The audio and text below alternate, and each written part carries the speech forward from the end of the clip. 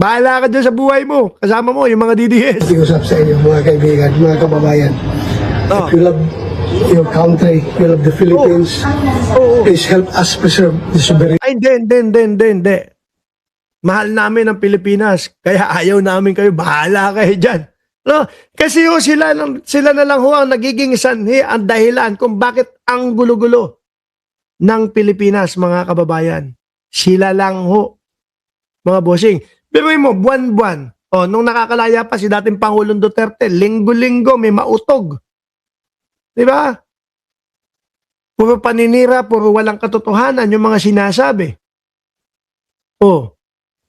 Sabi nung si Aba o si Madam Aba, huwag mong ini-inquest, no?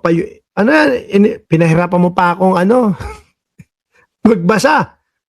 Hindi si Bato, mahilig lang talagang gumanon niya, kumurap-kurap yan, no? This country. At ang Senado na isang institusyon na nirespeto sa ngayon ay Queen, okay na. Salamat po. binabaliwala na nila talaga. Hindi. Bato, maniwala ka.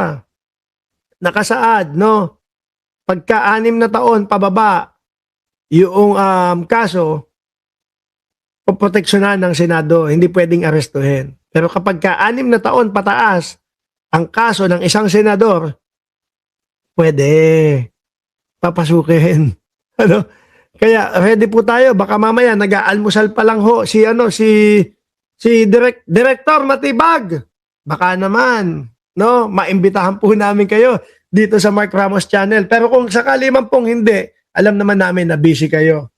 Baka nag-aalmusal pa lang si Director Matibag.